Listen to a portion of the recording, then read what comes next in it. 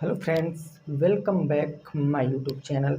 दोस्तों, आज की क्लास में हम लोग प्रैक्टिस सेट ना डिस्कस करके आज एक नए चैप्टर को डिस्कस करने वाले हैं। जैसा कि मैंने आपको बताया था कि अर्थमेटिक आप पूरा प्रैक्टिस से कर सकते हो, उसमें कोई दिक्कत वाली बात नहीं है। अगर दिक्कत होगी आपको तो वो केवल आपको ज्योमेट्री में होगी। तो आज की क्लास में हम लोग ज्योमेट्री ही सीखने वाले हैं। पूरा बेसिक ज्योमेट्री का मैं आपको इसी क्लास में सिखा दूंगा, ठीक है ना।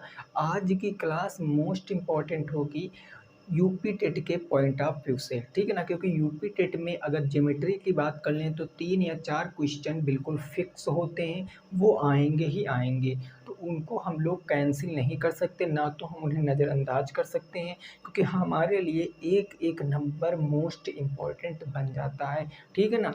लेकिन उससे पहले टॉपिक शुरू करने से पहले 3 प्रश्न हैं आपके। ये 3 प्रश्न बोर्ड पर मैंने लिख रखे हैं। ये 3 प्रश्न आपके द्वारा पूछे गए प्रश्न हैं। किसी न किसी साथी ने हमसे इन प्रश्नों को पूछा है, तो मैं इन प्रश्नों को पहले सॉल्व करा दूंगा। उसके बाद हम लोग सीधे चले जाएंगे अपने टॉपिक के ऊपर। टॉपिक होगा हमारा आज का ज्योमेट्री की पूरी बेसिक क्लास। इसी क्लास में मैं ज्योमेट्री का पूरा बेसिक खत्म कर देने वाला हूँ, ठीक है ना भाई। जितना बेसिक आपको सीखना चाहिए। तो फिर आइए शुरुआत करते हैं। वीडियो को पूरा अंत तक दोस्तों वॉच करना, पसंद आने पर लाइक करना और दोस्तों के संग शेयर करना बिल्कुल भी मत भूलना, क्योंकि जितना आप दोस्तों के संग शेयर करोगे उतना ज़्यादा हमारा मनोबल बढ़ेगा और हम आपको और अच्छा कंटेंट देने की कोशिश करेंगे। तो आइए फिर शुरुआत करते हैं। पहला प्रश्न इस तरफ लिखा हुआ है, ये पूछा गया था प्रश्न कि संख्या के 42% और 35% के बीच का अंतर जो है वो है 110.6। एक कोई संख्या है, उसके 42% और 35% के बीच का जो अंतर दिया गया है वो दिया गया 110.6। देन आपसे पूछे हैं कि संख्या का 60% कितना होगा। संख्या का 60% कितना होगा। इसमें आपको एक्स वाई जेड मान कर नहीं लगाना है। अगर आपने एक्स वाई जेड मान लिया तो फिर आपका ये क्वेश्चन काफ़ी सारा लेंथी हो जाएगा, टाइम टेकन क्वेश्चन बन जाएगा। तो आप इस क्वेश्चन को कैसे लोगे? देखो मेरे भाई, बात को समझना। क्वेश्चन में साफ साफ कह रखा है कि संख्या कितनी है, एक है। उसी संख्या का अगर तुम 42% निकालो और उसी संख्या का अगर तुम 35% निकालो तो उनके बीच का गैप कितना हो जाएगा। वो गैप आपका दिया गया है 110.6 का। तो आपको संख्या का 60% पूछा है। नॉर्मल सी बात आप ये सीखिए, एक ही संख्या है, संख्या में कोई चेंज नहीं हो रहा, संख्या एक ही है, बस उसका परसेंटेज अलग अलग निकाल के डिफरेंस दिया है। तो भाई देखो, पहले संख्या का हम निकाल रहे हैं 42%। पहले संख्या का 42% निकाल रहे थे और अब संख्या का हम कितने परसेंट निकाल रहे हैं? 35%। तो उन दोनों के बीच जो डिफरेंस है वो डिफरेंस कितने का आ रहा है? आप कहोगे सर 110.6 का आ रहा है। ये तो एग्जैक्ट वैल्यू दे दिया गया 110.6 का, लेकिन परसेंटेज में गैप पूछूं तो गैप कितने का होगा? 42% इधर 35% इधर, तो 7% का गैप होगा कि नहीं होगा? भाई इतनी बात समझ पा रहे हो ना। 7% की वैल्यू 110.6 हो जाएगा। जो नंबर दिया गया डायरेक्ट उनका गैप निकाला, 110.6 के बराबर दिखाया। अब हमको संख्या का 60% पूछे है, चाहो तो आप डायरेक्ट 1% निकाल लो। भाई 1% निकालोगे तो 7 से इसको डिवाइड करोगे, कितनी बार जाएगा? 7 एक कम 7 हो गया, कितना बचा? 7 4 40 हो गया, 40 हो गया ना, तो 7 तो 25 कितना हो गया? 35। 8 बचा, 7 8 कितना हो गया? 56। 1% की वैल्यू 15.8 आ गई। 1% की वैल्यू 15.8 आ गई। अब आपको 60% बताना है, चाहे तो सीधे 60% निकाल लो या आप पहले 100% निकाल लो। अगर 100% निकालोगे तो 100 से गुणा कराओगे तो 1580 आ जाएगा। ये 100% की वैल्यू आ गई। 100% 1580 है। आपसे 60% पूछे हैं तो ये संख्या 100%, क्योंकि संख्या अपने आप में 100% रही होगी, इसका डायरेक्ट आप 60% निकाल दो, आंसर आ जाएगा। 1580 का अगर आप 60% निकालोगे तो कितना आएगा? भाई ये 1 0 2 0, ये काम खत्म हो गया। 158 गुणे 60 कितना होता है? 158 गुणे 6, 6 8 48 के 8 हासिल कितना आ गया? 4 आ गया। 6 पंचे 30, 4 34 के 4 हासिल कितना आ गया? भाई 3 आ गया। 6 1 कम 6 3 9, 948 आपका राइट आंसर आएगा। 948 आपका क्या आएगा? बिल्कुल सही जवाब आएगा। बोलो ये बात समझ में आई कि नहीं आई है? आई होप ये जिनका क्वेश्चन था उनकी समझ में आ गया होगा। किसने पूछा था बिल्कुल क्लियर समझ में आ गया था। संख्या सेम थी, डिफरेंस 7% की वैल्यू 110.6, 1% की 15.8, तो 60% की 948। ओके ना। अब देखो उस क्वेश्चन पे पहुँचते हैं। क्वेश्चन नंबर 2 पर पहुंचते हैं और देखो वो भी पूछा हुआ क्वेश्चन है। तो जितने सारे आपके डाउट हैं मैं सारे डाउट आपको क्लियर करूंगा, बस आप चीज़ों को समझ कर चलिए बस, ठीक है ना भाई। देखो क्वेश्चन कह रहा है कि किसी भिन्न के अंश को 15% बढ़ाया जाता है तथा हर को 8% घटाया जाता है, तो आपको परिणामी भिन्न दिया गया 15/16। यानी जब आप अंश को 15% बढ़ा दोगे, हर को 8% घटा दोगे, तो जो भिन्न का मान हो जाता है वो 15/16 हो जाता है। आपसे पूछे मूल भिन्न क्या होगी। अब देखो मेरे भाई, आपको पता है कि अगर आप इस क्वेश्चन को लगाने जाओगे तो मूल भिन्न क्या होती है। भिन्न क्या होती है, जिसमें तो न्यूमरेटर होता है और जिसमें तो डिनोमिनेटर होता है, यानी जिसमें अंश और हर होता है। तो हमने लेट कर लिया कि हमारी भिन्न क्या है, x/y है। x/y हमारी क्या है, भिन्न है। ये बात आपके समझ में आ गई होगी। अब कह रहा 15% बढ़ा दिया जाता है, तो देखो ये जो भिन्न भिन्न रही होगी, ये भिन्न ये अपने आप में भैया अंश भी 100% रहा होगा। हमने आपको बताया अपने आप में 100% अंश भी रहा होगा, और अपने आप में जो हर है ये भी 100% रहा होगा। ये बात आप समझ पाए हो कि नहीं समझ पाए हो। अपने आप में 100% क्या रहा होगा, अंश भी रहा होगा, 100% हर भी रहा होगा। अगर मैं बिल्कुल बेसिक मेथड बताऊं तो इस क्वेश्चन का आप एक भिन्न मान लीजिए x/y, और ये आप परिणामी भिन्न कितनी बन जाती है, 15/16 बन जाती है। तो 15/16 ये भिन्न बन गई, कोई दिक्कत नहीं। 15/16 यहाँ दे रखा है। क्रॉस प्रोडक्ट कराओ, क्रॉस मल्टीप्लाई कराओ, तो याद रखना हमेशा ये इधर से ऊपर में गुणा कराओगे ना तो इसको ऊपर लिखोगे, तो ये हो जाएगा y गुणे में 15, और बटे में क्या हो जाएगा भाई, बटे में हो जाएगा x गुणे में 16। ये बात समझ पाए हो कि नहीं समझ पाए हो, इतनी बात समझ पाए हो ना। अब y क्या था हमारा, y हमारा हर था, y हमारा हर था, x क्या था हमारा, अंश था, x अंश था। अब देखो क्वेश्चन कह रहा है कि अंश को 15% बढ़ाया जाता है। अंश क्या था, x को 15% बढ़ाओगे तो 115 नहीं हो जाएगा। तो ये बताओ 115, x के स्थान पर 115, क्योंकि x की वैल्यू 100% है और अंश को आप 15% बढ़ा रहे हो, तो 115 गुणे कितना हो गया, 16 हो गया। बात को समझ पाए हो कि नहीं समझ पाए हो। फिर कह रहा y गुणे 15, y क्या है, हर है, हर को आप 8% घटा रहे हो, 100% से 8% घटा दोगे तो 92% बच जाएगा, इंटू 15 था तो 15 हो गया। अब इसको आप काट लीजिए, कोई दिक्कत नहीं है। 5 से काटोगे, 5 तियाँ कितना हो गया, 15 हो गया। 5 से काटोगे तो 5 दूनी 10 हो गया, 5 तियाँ कितना बचा, 5 तियाँ 15 बचा। इसको 3 से काटो, 23 से काटोगे कितनी बार में जाएगा, 23 से काटोगे 2 चौके 8, 3 चौके 12, 4 बार में चला जाएगा। 4 से काटोगे 4 चौके 16, तो यहाँ ऊपर बचा 3, नीचे बचा 4, तो उत्तर क्या आएगा, 3/4 आ जाएगा। बोलो कोई दिक्कत परेशानी वाली बात अगर है तो बोलो। ये 3/4 आपका बेसिक मेथड हो गया। इस मेथड का प्रयोग करके आप सारे क्वेश्चन लगा सकते हो, लेकिन अगर आप एक सीधी बात समझो तो यहाँ पर सीधी बात क्या हो जाएगी, सीधी बात क्या हो जाएगी, आपने यहाँ देखा x/y था तो आपने y/x कर दिया, आपने x/y देखा था y/x कर दिया, किया ना। आप डायरेक्ट चीज़ों को समझो। x क्या है, आपका अंश है ना, तो आप इस परिमेय संख्या को पहले लिख लीजिए 15/16। जो मूल भिन्न है, सेकंड मेथड में बता रहा हूँ, जो आपके परिणामी भिन्न है उसको सबसे पहले लिख लीजिए। आपने लिख लिया, अब आप अंश वाले के स्थान पर हर रखोगे, हर वाले के स्थान पर अंश रखोगे। देखो बात को समझो, कह रहा है कि हर को 8% घटा दें, तो हर नीचे होता है ना, लेकिन हम हर ऊपर रखेंगे, तो हमने हर यहाँ क्या रखा, ऊपर मल्टीप्लाई का चिन्ह लगा के हर ऊपर 8% कम यानी कि 92 हो गया।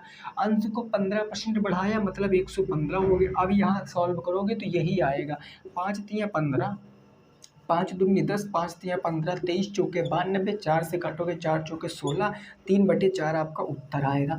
ये दूसरा मेथड हो गया, एक लाइन में उत्तर ला सकते हो, चाहो तो बेसिक भी उतार लो या इसी मेथड से उत्तर ला दो, दोनों मेथड मैंने आपको बता दिए हैं। फिर तीसरे प्रश्न पे पहुंचते हैं, उसके बाद अपना बेसिक जो हमारा था ये इन क्वेश्चनों का खत्म, फिर हम ज्योमेट्री सीखेंगे, ठीक है ना भाई। मोस्ट इंपॉर्टेंट क्लास होगी ज्योमेट्री की, बिल्कुल जीरो लेवल से मैं आपको ज्योमेट्री को पढ़ाने वाला हूँ, है ना। तो चलो भाई अगला क्वेश्चन देखिए, क्वेश्चन नंबर 3 क्या है। ये कह रहा है कि एक कोई ठेकेदार है, ठेकेदार भाई सभी लोग जानते होंगे ठेका कौन लेता है, जिसके अंतर्गत मजदूर लोग काम करते हैं, है ना, वही ठेका लेता है। हमारे गांव में तो धान लगाने का भी ठेका लेते हैं लोग, धान काटने का भी ठेका लेते हैं, तो वो ठेकेदार होता है। तो देखो ये फार्मूला, हम इसमें आपको एक चीज़ बताए थे कि एक फार्मूला यहाँ पर होता M1D1T1/W1 बराबर M2D2T2/W2, यही फार्मूला बताया था ना। तो देखो एक ठेकेदार ने 12 किलोमीटर लंबी नहर है भाई, देखो ये आपकी एक नहर हो गई, सपोज दैट ये हमारी एक नहर है जिसकी लंबाई है 12 किलोमीटर, 12 किलोमीटर इसकी लंबाई है, और इसको कितने दिन में खोदने का ठेका लिया, 350 दिन में, यानी कि 15 दिन कम नहीं, एक साल में। तो कितने दिन में ठेका लिया, तो 350 दिन में इन्होंने ठेका लिया कि भाई साहब हम इस नहर को 350 दिन में खोद डालूंगा। अब बात को समझना, उसने कितने मजदूर लगाए काम पर, 45 मजदूर। तो 45 आदमी किसको रिप्रेजेंट करता है, एम को, एम मतलब मैन। तो M1 की वैल्यू कितनी है, 45, M1 की वैल्यू 45। उसके बाद देखो कह रहा कि जब 45 आदमी कार्य करते हैं तो 200 दिन बाद, यानी 200 दिन बाद, 200 दिन तक तो 45 आदमियों ने काम किया ना, तो डे कितना हो जाएगा, D1 200 हो जाएगा, क्योंकि 200 दिन तक तो 45 आदमियों ने काम किया। इतनी बात समझ गए, ठीक है आगे बढ़ते हैं। कितना काम हो गया, 4.5 किलोमीटर। काम किसको रिप्रेजेंट करता है, W को। तो W1 कितना हो जाएगा, 4.5 किलोमीटर, 4.5 किलोमीटर। बोलो इतनी बात क्लियर ना। अब देखो M2 होगा, एक होगा आपका D2 और एक होगा आपका W2, बस ये चीज़ निकाल लिया तो आंसर आ गया। क्वेश्चन पढ़ो, क्वेश्चन कह रहा है कि परंतु ज्ञात करें, ज्ञात करना है आपको कि समय पर काम पूरा करने के लिए, काम को भैया 350 दिन में ही पूरा करना है, तो कितने आदमी और लगा दिए जाएं या कितने अतिरिक्त आदमियों की आवश्यकता होगी, यानी अतिरिक्त आदमियों की आवश्यकता पूछे हैं तो सपोज कर लिया हमने X आदमी और लगा दिए जाए, है ना। तो काम को समय पर पूरा करना है भाई, 200 दिन तक तो 45 आदमियों ने काम कर ही दिया है, और काम का ठेका पूरा 350 दिन तक है। अगर 200 दिन तक काम कर दिया है, 350 दिन में काम खत्म करना है, तो मतलब 150 दिन और काम करना पड़ेगा ना। नहर आपकी टोटल 12 किलोमीटर की थी, जिसमें 200 दिन तक 45 आदमियों ने 4.5 किलोमीटर खोद डाला, तो बचा कितना, 7.5 किलोमीटर बचा कि नहीं बचा भाई। 4.5 7.5 को जोड़ोगे तभी ना 12 किलोमीटर होगा। बस सर, अब फार्मूला लगाओ, फार्मूला क्या होता है, M1D1T1, इसमें टाइम दिया नहीं तो टाइम हम छोड़ देंगे, बटे का क्या हो जाएगा, W1 बराबर के क्या होता है, M2, उसके बाद होता है D2 और बटे में क्या हो जाएगा, W2। वैल्यू रखिए और सॉल्व कीजिए। M1 कितना है 45, तो 45, D1 कितना है 200, तो 200 और डिवाइडेड बाई W1 कितना 4.5, तो 4.5। M2 आपको बताना है, हमने X माना था तो X रख लिया। D2 कितना है 150, तो 150। अब आगे तो कुछ है नहीं, बटे में आपका 7.5 हो जाएगा, 7.5। अब इसको काट सकते हैं, आराम से कैलकुलेशन कर लीजिए भाई। देखो दशमलव हटाओ, जीरो बढ़ाओ, 75 दूना 150, ये 20 बार में पूरा चला गया ना। अब देखो यहाँ पर क्या हो जाएगा, दशमलव लगाया हमने, यहाँ जीरो बढ़ाया, तो देखो 45 से 45 आपका क्या हो गया, खत्म हो गया ना। अब देखो ये एक जीरो से ये एक जीरो कट गया, 2 से काटा 100 बार में, अब तो कुछ बचा नहीं। X की वैल्यू क्या आ गई, 100 आ गई, लेकिन अगर आपने 100 जवाब दिया तो जवाब आपका गलत हो जाएगा। मेरी बातों को समझना मेरे भाई, अगर 100 जवाब दोगे तो गलत हो जाएगा, क्योंकि 100 आदमी थे जिसमें से 45 आदमी काम ऑलरेडी कर रहे हैं, इनको भी हमने काउंट किया ना। देखो 45 रखा कि नहीं रखा, 45 आदमियों की हमने काउंट किया है। तो अगर मैं 45 को काउंट नहीं करता तो 100 आता तो कोई दिक्कत नहीं था, लेकिन हमने 45 को काउंट किया, यानी 45 आदमी आगे भी तो काम करेंगे भाई, 150 दिन में 45 आदमी भी तो काम करेंगे। तो आप आंसर इसमें माइनस का पहले आदमी का घटा के दोगे, अगर 45 लेस कर दोगे तो 55 आदमी और लगाने पड़ेंगे, 55 आदमी और लगाने पड़ेंगे, यानी इस क्वेश्चन का आंसर कितना आएगा, 55 मैन आएगा। 55 आदमी क्या आ जाएगा, आपका सही जवाब आ जाएगा। बोलो ये बात समझ गए हो कि नहीं समझ गए हो। ये सारे क्वेश्चन यूपी टेट के प्रीवियस ईयर क्वेश्चन है, पिछले साल के पूछे गए प्रश्न है। तो उम्मीद करते हैं आपको ये चीज़ बेहतर तरीके से समझ में आई होगी। नोट कर सकते हो मेरे भाई, फिर आगे पहुँचते हैं और अपनी ज्योमेट्री की शुरुआत करते हैं। नोट करो, फिर आगे पहुँचते हैं और अपनी ज्योमेट्री की क्या करते हैं, शुरुआत करते हैं बिल्कुल बेसिक से, है ना। क्लियर बात, चलो वेरी गुड। अब आपका देखिए, आपके जो भी डाउट रहा करें मेरे भाई, आप हमसे पूछ लिया करो, हम बता देंगे। लेकिन साथ में अगर आप उत्तर नहीं भेजोगे, यानी कि बुक का क्वेश्चन भेजो, बस बुक का क्वेश्चन भेजो। हम ये नहीं कहते कि आंसर भेजो, आप बुक का क्वेश्चन भेजो, क्योंकि अगर बुक का क्वेश्चन भेजोगे तो ठीक है। ऐसे देखो होता क्या है कि क्वेश्चन हम लगा भी दें, क्वेश्चन का आंसर भी ना मैच करे, ऑप्शन में ही ना हो आंसर। खैर ऑप्शन में रहेगा तो एक बार हम सोच सकते हैं कि हाँ हमारा सही हो सकता है। अगर ऑप्शन में नहीं है तो दिक्कत ये हो जाती है कि फिर वीडियो बना दो तो इसमें बहुत ज़्यादा दिक्कत हो जाती है, फिर आप यही कहोगे सर गलत हो गया गलत हो गया, है ना। तो वो समय ही ना आए, आप ऑप्शन के साथ क्वेश्चन भेजना चाहे जब भेजना। अब देखो, अब हमारा जो चैप्टर टॉपिक स्टार्ट होगा, वो टॉपिक होगा हमारा रेखा गणित, जिसको हम ज्योमेट्री बोलते हैं, या हमारा शुरुआत होने वाला है। अब बिल्कुल बेसिक से शुरुआत करेंगे रेखा गणित की। रेखा गणित की हम बिल्कुल बेसिक से शुरुआत करेंगे, बात को समझना, है ना। रेखा मतलब क्या होता है, रेखाओं का अध्ययन करना गणित में रेखा गणित कहलाता है। इसमें सबसे जो पहला पॉइंट आता है, ये पॉइंट ही होता है, पहला पॉइंट पॉइंट ही होता है, जिसको अपन क्या बोलते हैं, बिंदु बोलते हैं। अगर आप नोट्स बनाना चाहते हो तो बना सकते हो। बिंदु क्या करता है, बिंदु मेरे भाई किसी स्थिति को दर्शाता है, किसी भी स्थिति को क्या दर्शाएगा, बिंदु दर्शाएगा। स्थिति किसी स्थिति को बतलाता है या दर्शाता है, बतलाता है। अब देखो मेरे भाई बात को समझो। अब मान लिया आप लोग जाते हो, आप लोग कहीं गए, मान लिया दो कपल हैं, कोई बड़े अच्छे से कपल हैं, वो दोनों लोग कहीं गए मन्नत मांगने। काफ़ी सारे मंदिरों में होता है जहाँ पर चुन्नी बांधी जाती है ना, काफ़ी सारा चीज़ होता है। तो आप वहाँ पर जब यहाँ से बांध कर आए हो, जो चीज़ धागा वगैरह कुछ भी आप अपनी मन्नत मांग के आए हो, तो वहाँ पर जो मांग के आए हो तो वो क्या स्थिति दर्शा के आए हो ना। तो कहने का मतलब, मैंने बोर्ड पे कहा, मैंने कहा यहाँ पर एक पॉइंट लगा दिया, हमने कहा यहाँ बोर्ड पर जो है वो फोड़ा निकला हुआ है, यानी बोर्ड यहाँ पर उठा हुआ है थोड़ा सा, तो मैंने बिंदु रखा, बिंदु की मैंने स्थिति दर्शा दी, तो यहाँ पर बोर्ड पर मैंने स्थिति दर्शा दी ना, तो यही क्या कहलाता है, बिंदु कहलाता है। बस काम खत्म। पॉइंट क्या करता है, आपका एक स्थिति दर्शाता है। ओके ना, चलिए ये बेसिक सी बात थी। अब दूसरा जो इसके अंतर्गत पॉइंट आता है, वो पॉइंट आता है मेरे भाई, बिंदु हो गया। बिंदु के बाद आपकी आती है किरण। किरण को क्या बोलते हैं, रो बोलते हैं किरण को, है ना। अब किरण क्या होता है, देखो सूर्य की किरण क्या होती है, सूर्य की किरण ऊपर से नीचे की ओर चलती है। क्या कभी नीचे से ऊपर की ओर सूर्य की किरण गई है, नहीं गई ना। तो किरण हमारी कैसे बनती है, ऐसे बनती है, ये किरण हो गई। हमने कहा ये हमारा ए है। अब किरण की बात क्या कर ले, तो किरण का हमेशा स्टार्टिंग पॉइंट होगा, एंडिंग पॉइंट कोई नहीं होता है। बात को जरा समझना, नोट करना। किरण का हमेशा क्या होगा मेरे भाई, किरण का हमेशा स्टार्टिंग पॉइंट होता है, शुरुआती बिंदु होता है, लेकिन जो एंडिंग पॉइंट होता है, जो अंतिम बिंदु होता है, वो नहीं होता है। बस यही किरण हो जाती है। तीसरा जो हमारा इसमें मेन चीज आता है, वो होता है लाइन। लाइन को क्या बोलते हैं हम, रेखा बोलते हैं। लाइन को क्या बोलते हैं, रेखा बोलते हैं। रेखा क्या होता है, रेखा वह होता है कि दो बिंदुओं के बीच की दूरी को हम रेखा कहते हैं। या हम सीधी भाषा में ये समझें कि दो बिंदुओं को मिलाने वाली दूरी को रेखा कहते हैं।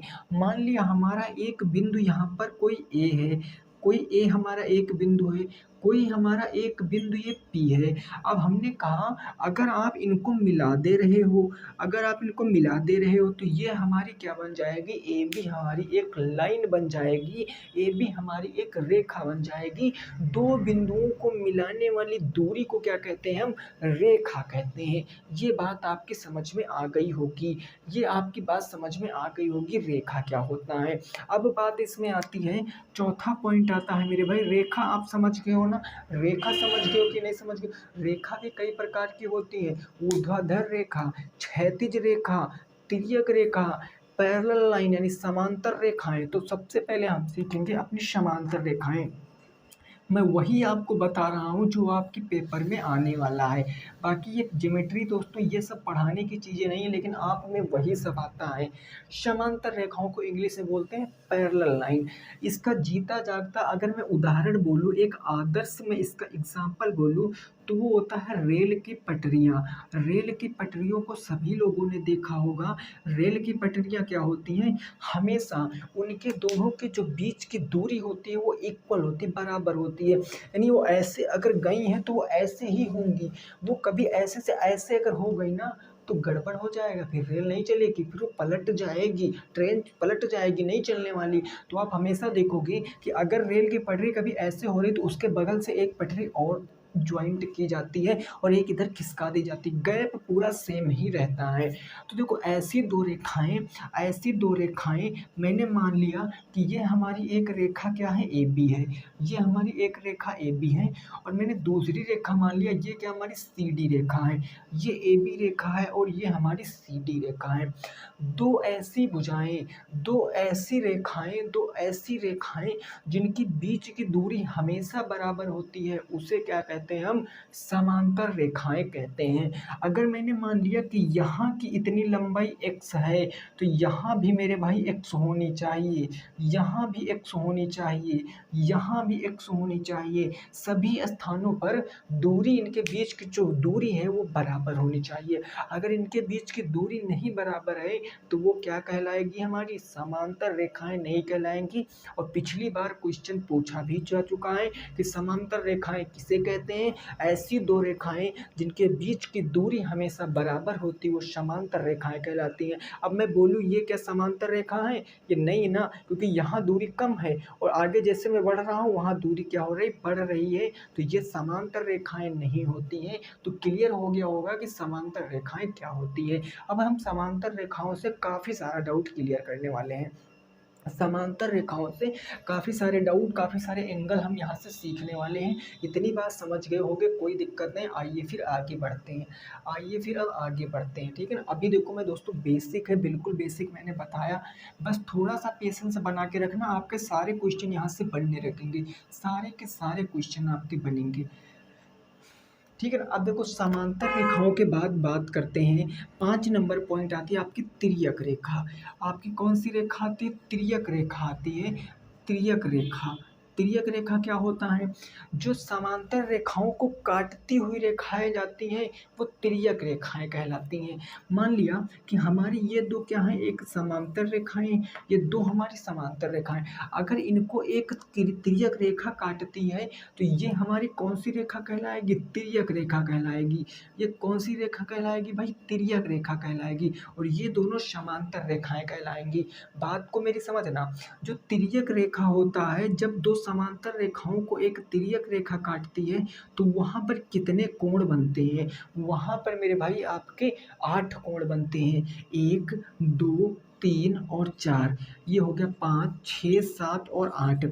जब दो समांतर रेखाओं को एक तिर्यक रेखा काटती हैं तो वहाँ पर 8 कोण बनते हैं। इन कोणों को हम अलग अलग नाम से जानते हैं, तो वो मैं अभी आपको जब एंगल पे पहुँचूंगा तब मैं आपको बताऊंगा। अभी मैं आपको सिर्फ लाइन पढ़ा रहा हूँ, सिर्फ तिर्यक पढ़ा रहा हूँ। अब देखो मेरी बात को समझना, जैसे मैंने यहाँ पर मेरे भाई एक पॉइंट बना दिया, मैंने कहा मैंने एक पॉइंट बना दिया, तो यहाँ इस पॉइंट से मैंने एक रेखा को गुजारा, इस पॉइंट से मैंने दो रेखा को गुजारा। अब मैं आपसे एक प्रश्न पूछूं, क्या मैं इस पॉइंट से केवल दो ही रेखाओं को गुजार सकता हूँ?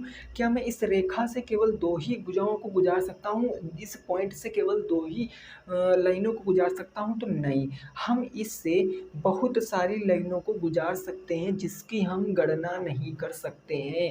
तो यह भी प्रश्न पिछली बार यूपी टेट में पूछा गया था कि एक बिंदु से हम कितनी रेखाएं गुजार सकते हैं। तो एक बिंदु से मेरे भाई हम अनंत रेखाओं को गुजार सकते हैं। तो वहाँ पर क्या हो जाएगा, इन्फिनाइट यानी कि अनंत। ऐसे करके आप दिन भर इसमें रेखा गुजारा करिए, आपका काम चला जाएगा पूरा, ठीक है ना। ये हो जाए पॉइंट, आपको याद रखना, एक बिंदु से बहुत सारी रेखाओं को गुजारते हैं। और इन्हीं रेखाओं को हम किस नाम से जानते हैं? इन्हीं रेखाओं को हम प्रतिच्छेदी रेखाओं के नाम से जानते हैं। इन्हीं रेखाओं को हम प्रतिच्छेदी रेखाओं के नाम से जानते हैं। प्रतिच्छेदी का मतलब जो एक दूसरे को छेदते हुए जाए, काटते हुए जाए, घुसते हुए जाए। तो एक दूसरे को ये काटते हुए जा रही ना, तो ये क्या कहलाएंगी? प्रतिच्छेदी रेखाएं कहलाएंगी। बोलो ये बात समझ गए हो कि नहीं समझ गए हो? ये नॉर्मल सी बात थी, आपको ये बात आनी चाहिए। मोस्ट इम्पॉर्टेंट तो आपका ये बनता है पैराग्राफ, इसी पैराग्राफ से आपके सारे क्वेश्चन सॉल्व होंगे आपके यूपी टेट के। लेकिन अब हम आगे पहुँचेंगे, एंगल की बात करेंगे। रेखाओं की बात हम सीख चुके हैं, जो हमारा रेखाओं से रिलेटेड टॉपिक था वो ख़त्म है। अब एंगल पर आते हैं, अब एंगल पर आते हैं, एंगल पर आते हैं। एंगल को क्या बोलते हैं? कोण बोलते हैं, इसको कोण बोलते हैं। अब मैं आपसे पूछूं, भैया ये बताओ यार कोण होता क्या है? मैंने कहा बताओ कोण होता क्या है, तो आप कहोगे सर कि दो रेखाओं के झुकाव को क्या बोलते हैं? कोण बोलते हैं। जहाँ पर दो रेखाएं झुकती हैं या कटती हैं वहाँ पर क्या बनता है? कोण बनता है। हमने कहा कि एक रेखा तो मेरे भाई आपकी ये हमने कह दिया ये एक रेखा हो गई, एक रेखा ये हो गई, और एक रेखा मैंने कहा आपकी ये हो गई। तो यहाँ पर क्या कोई कोण बना है? बोलो, यहाँ पर कोई कोण बना? बिल्कुल बना सर। आप अगर इस चीज़ को देखो तो ये आपका एक कोण बन रहा है। अगर आप इसको आगे बढ़ाओगे तो एक कोण आपका यह भी बन रहा है, एक कोण आपका यह भी बन रहा है, एक कोण आपका यह भी बन रहा है ना।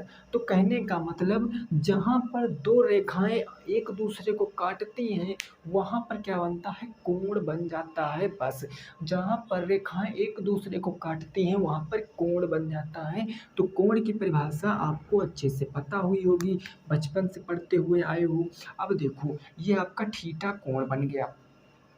कोण के प्रकार, कोण का पहला प्रकार जो आता है जिसको अपन बोलते हैं न्यून कोण, जिसको क्या बोलते हैं? न्यून कोण। इंग्लिश में इसको बोलते हैं एक्यूट एंगल।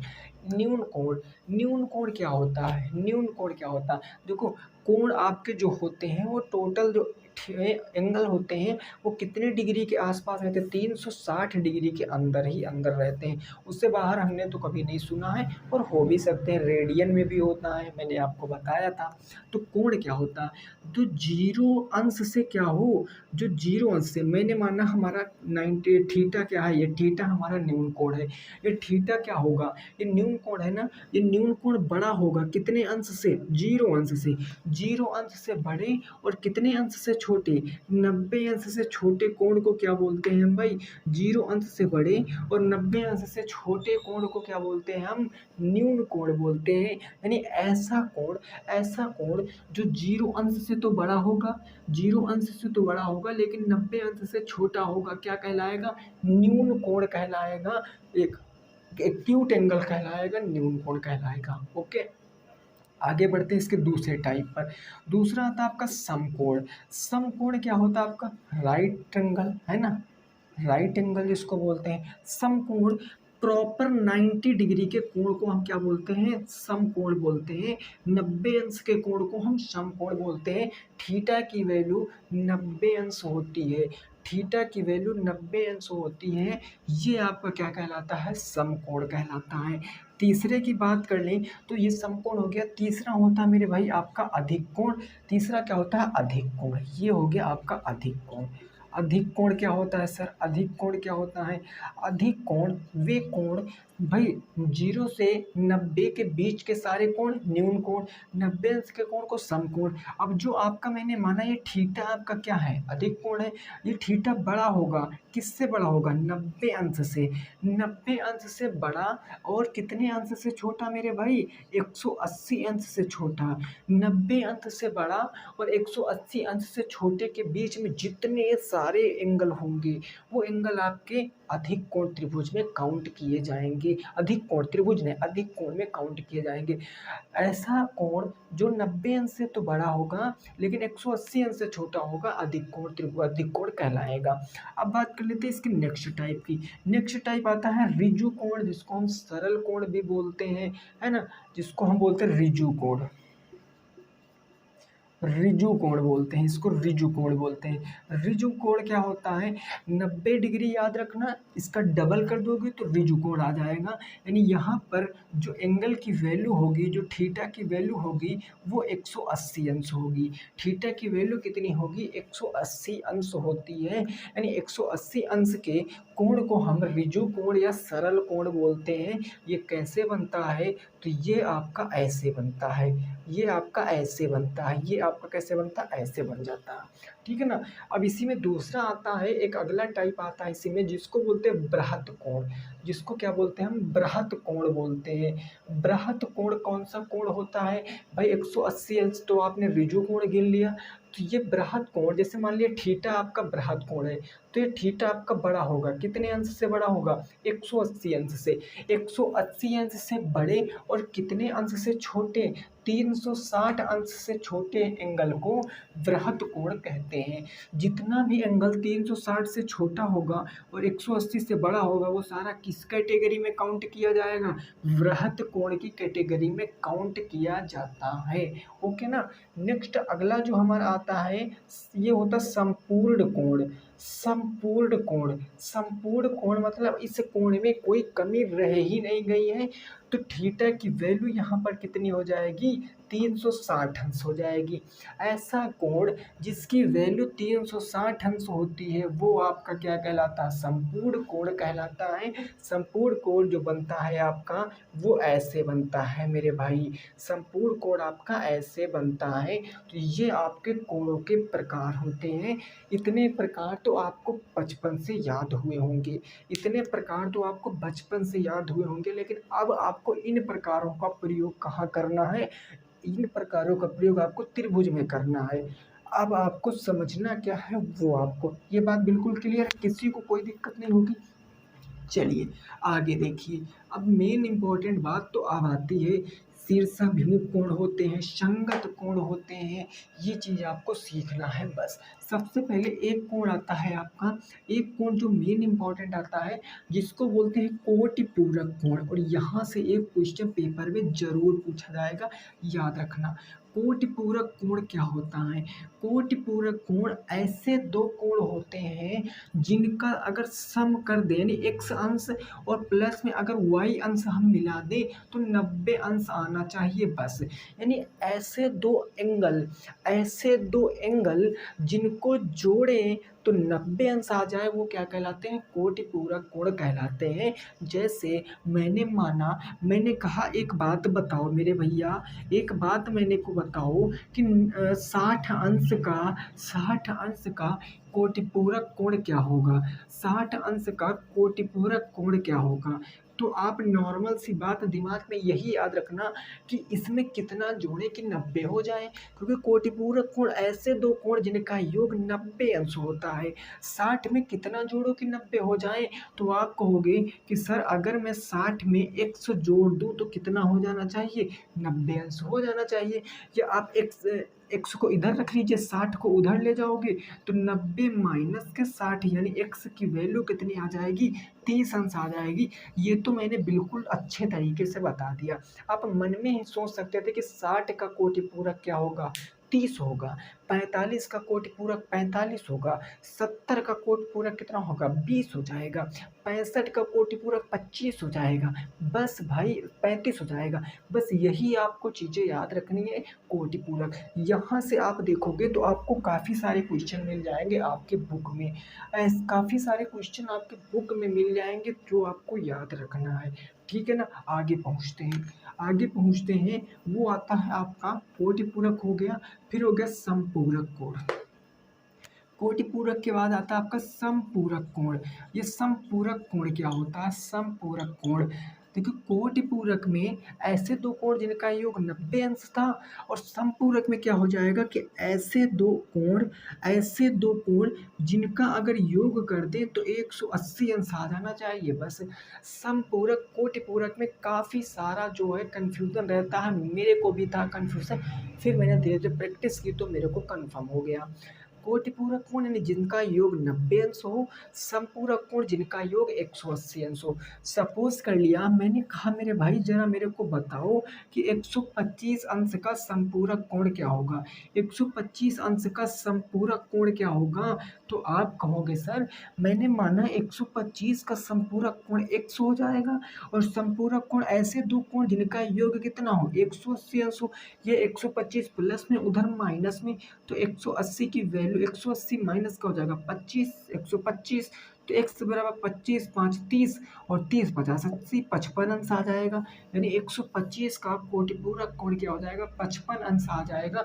बोलो इतनी बात क्लियर कि नहीं क्लियर? आप बता दोगे उत्तर कितना आएगा, आप हर एक प्रश्न बता दो, पॉइंट में हो कहीं भी हो मेरे भाई आप तो बता सकते हो। अगर समपूरक पूछेगा तो 180 से घटा के दोगे, अगर कोटि पूरक पूछेगा तो 90 से घटा के दोगे, बस यही बात आपको समझना है। यहीं से आपके एक दो क्वेश्चन एक दो नंबर फिक्स हैं, बिल्कुल पक्के हैं। बाकी आपको ज़्यादा डिफिकल्ट नहीं पढ़ना, ज़्यादा गहराई में नहीं जाना है, और गहराई में जाने का समय भी नहीं है ना। आइए आइए अब पहुँचते हैं आगे। अब जो मैंने अभी आपको बताया था उसको ज़रा देखते हैं, उसको ज़रा देखते हैं। देखो अब मेरे भाई बात को ज़रा ध्यान से समझना। अभी तक अगर आपने मन नहीं लगाया तो कोई बात नहीं, लेकिन अब आपको मन लगाना पड़ेगा। मैंने माना ये दो हमारी क्या हैं, ये दो हमारी एक समांतर रेखाएं हैं, समांतर रेखाएं हैं। इनको एक क्रॉस जो तिर्यक रेखा है एक काट रही है, इनको एक तिर्यक रेखा काट रही है। तो यहाँ पर आपके कितने कोण बनते हैं, 8 कोण बनते हैं। एक कोण आपका ये बन जाएगा, एक ये बन जाएगा, एक ये और एक ये, फिर यहाँ से एक ये एक ये एक ये और एक ये। तो मैंने नाम दे लिया, मैंने कहा ये पहला कोण है, ये दूसरा कोण है, ये तीसरा कोण है, ये चौथा कोण है, ये पांचवा है, ये छठवां है, ये सतवां है, ये आठवां है। तो यहाँ पर आपके कुछ कोण बराबर होते हैं। कौन कौन से बराबर होते हैं, तो आप देखो ये कोण 4 है, ये कोण 2 है, कोण 4 है, कोण 2 है। तो मेरी बात को जरा गौर से समझना। सबसे पहली इसमें बात आती है, सबसे मेन इंपॉर्टेंट बात, जिसको बोलते हैं हम शीर्षाभिमुख कोण। जिसको क्या बोलते हैं मेरे भाई, शीर्षाभिमुख कोण। शीर्षाभिमुख कोण का सीधा अगर मैं अर्थ बताऊं तो इसका मतलब होता है आमने सामने के कोण। आमने सामने के कोण जो होते हैं वो शीर्षाभिमुख कोण कहलाते हैं। जैसे मैं इसमें बता दूं कोण 4, कोण 4 के सामने कौन सा है, कोण 4 के ठीक सामने कोण 2 है, कोण 4 के ठीक सामने कोण 2 है। तो कोण 4 के ठीक सामने कोण 2 है, ये दोनों क्या हो जाएंगे, शीर्षाभिमुख कोण हो जाएंगे। कोण 4 के सामने कोण 2 शीर्षाभिमुख कोण। अगर मैं पूछूं कोण 1 का आपका, कोण 1 का शीर्षाभिमुख कोण क्या होगा, तो कोण 1 का शीर्षाभिमुख कोण क्या हो जाएगा, कोण 3 हो जाएगा। कोण 1 का शीर्षाभिमुख कोण कोण 3 हो जाएगा। मैं पूछूं कोण 8 का शीर्षाभिमुख कोण क्या हो जाएगा, तो आप कहोगे सर कोण 8 का शीर्षाभिमुख कोण कोण 6 हो जाएगा, 8 के जस्ट सामने 6। कोण 5 का शीर्षाभिमुख कोण क्या हो जाएगा, तो कोण 5 का कोण 7 हो जाएगा। इस बात को आपको पता होना चाहिए। और याद रखना शीर्षाभिमुख कोण क्या होते हैं, आपस में बराबर होते हैं। आपस में क्या होंगे मेरे भाई, बराबर होंगे। शीर्षाभिमुख कोण आपस में बराबर होते हैं, इसी पॉइंट को भी नोट रखना। यही मोस्ट इम्पॉर्टेंट पॉइंट है, यही मोस्ट इम्पॉर्टेंट पॉइंट है।